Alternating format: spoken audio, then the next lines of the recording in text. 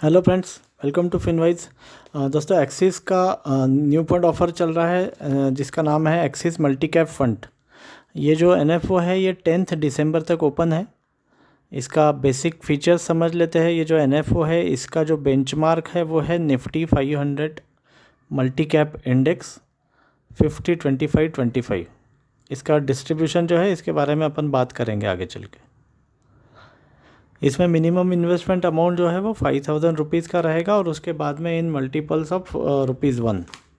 और इसमें जो है वो एग्ज़िट चार्ज जो रहेगा वो 1% का एग्ज़िट चार्ज है यदि आप 1 साल के पहले विड्रॉ करते हो तो, और फर्स्ट 10% विड्रॉल पे कोई चार्ज नहीं है। इसके जो फंड मैनेजर है वो फंड मैनेजमेंट टीम के बारे में समझ लेते हैं। इसके फंड मैनेजर है मिस्टर अनुपम तिवारी, जो इस फंड पोर्टफोलियो का इक्विटी पोर्शन हैंडल करेंगे, और मिस्टर सचिन जैन है जो इसका डेट पोर्शन हैंडल करेंगे। मिस्टर अनुपम तिवारी जी है, इनको 13 साल का इक्विटी एक्सपीरियंस है, और सचिन जैन जी को 11 साल का, तो कंबाइंड 24 ईयर्स का एक्सपीरियंस है। फंड मैनेजर जो टीम है ये टीम, इससे क्लियर हो जाता है कि ये जो टीम है ये वेल एक्सपीरियंस टीम है। फ्रेंड्स, अभी सबसे पहले समझ लेते हैं मल्टी कैप फंड के कंसेप्ट के बारे में, और उसके बाद में फिर हम लोग ये फंड स्पेसिफिक फीचर जो है उसकी बात करेंगे। फ्रेंड्स, ये जो मल्टी कैप फंड है, ये फंड का जो मैंडेट है जो सेबी ने डिफ़ाइन किया है, इसमें मिनिमम 25% का एक्सपोजर लार्ज कैप स्टॉक्स में रहना चाहिए, मिनिमम 25% का मिड कैप स्टॉक्स में रहना चाहिए, और मिनिमम 25% का स्मॉल कैप स्टॉक्स में रहना चाहिए, जैसे कि आप बॉटम रो में देख रहे हैं। और बचा हुआ जो 25% है वो फंड मैनेजर के लिए प्ले अवेलेबल है, उसको एडजस्ट करने के लिए अवेलेबल है, depending on his perception towards which cap is going to outperform in near future. अभी देखते हैं मल्टी कैप अप्रोच के बेनिफिट्स क्या है। तो दोस्तों, इसमें सिंपल वर्ड्स में यदि समझे तो 50% का जो कैपिटल है एटलीस्ट वो मिड और स्मॉल कैप कंपनीज़ में है, जिनका लॉन्ग टर्म रिटर्न्स काफ़ी अच्छा रहता है। तो इसलिए ये जो फंड है ये एक आपको स्टेबल रिटर्न दे सकता है as compare to the flexi cap fund. वो क्योंकि फ्लेक्सी कैप फंड ये एक ऐसी कैटेगरी है जिसमें फंड मैनेजर को पूरा डिस्क्रिशन दिया है कि उसको कैसे मैनेज करने का है। पर फ्लेक्सी कैप फंड में क्योंकि प्रैक्टिकली आप देखें तो लार्ज कैप और मिड कैप ही डोमिनेटेड पोर्टफोलियो ज़्यादा है, ज़्यादातर लार्ज कैप है, स्मॉल कैप नहीं के बराबर है।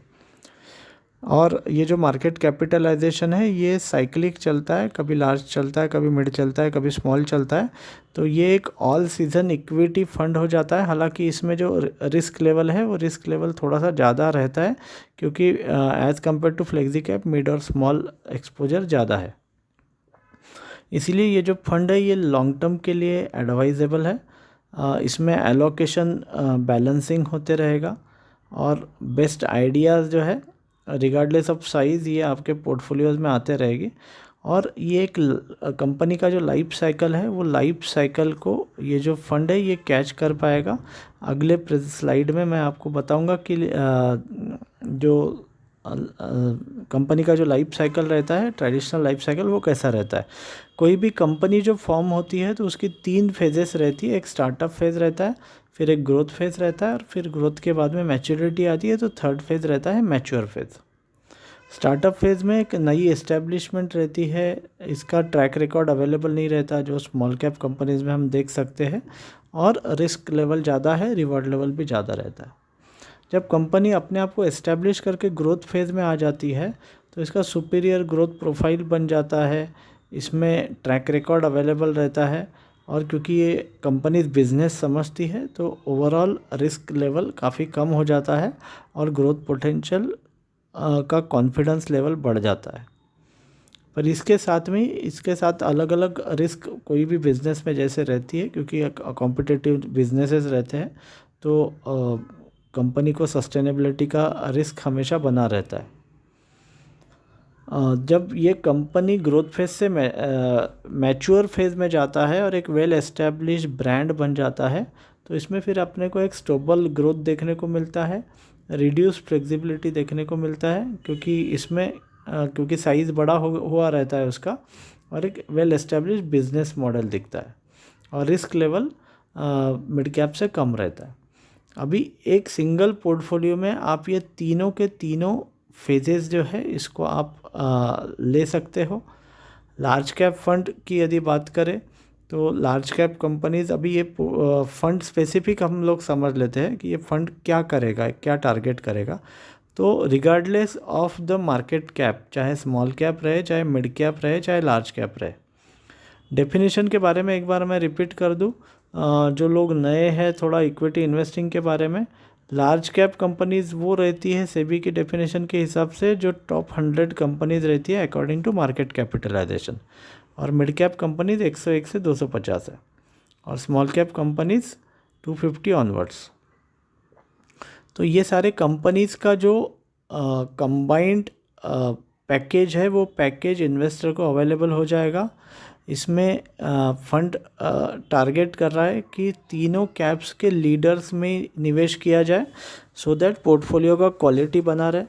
आपको entire life cycle of small to large मिल जाएगा, जिसमें ग्रोथ काफ़ी अच्छा रहेगा, प्रोवाइडेड आप 7 साल 5 साल इन्वेस्टेड रहने को तैयार हो। प्रिफरेबली सारे लीडर्स पोर्टफोलियो में लिए जाएंगे, एक कंप्लीट पैकेज आपको मिल जाएगा, एंटायर स्पेक्ट्रम मिल जाएगा लार्ज मिड स्मॉल का। तो इस प्रकार का ये फंड का डिस्ट्रीब्यूशन है।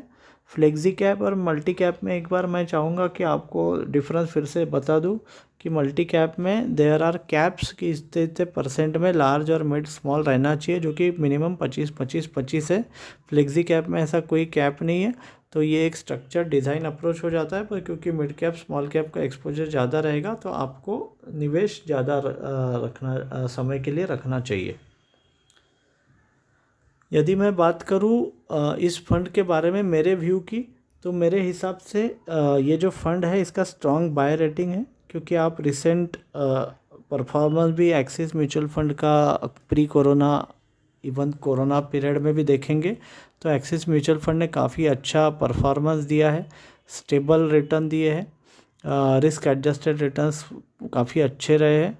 Corona bad phase performance funds का काफ़ी अच्छा रहा है। कंपनी का काफ़ी एथिकल डीलिंग है और क्वालिटी में कंपनी बिलीव करता है, तो मेरे हिसाब से इस फंड को स्ट्रॉन्ग बाय रेटिंग है। एक 5 to 7 ईयर्स की अवधि से कम इस फंड में लमसम में डालना है तो निवेश करना चाहिए।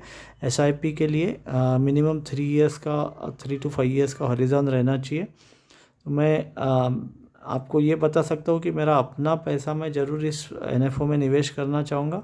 आपका इन्वेस्टमेंट डिसीजन ये आपके एडवाइज़र से आप बात करके इन्वेस्टमेंट का डिसीजन ले सकते हैं। अच्छा अपॉर्चुनिटी है, इसको ज़रूर एनकैश करिए।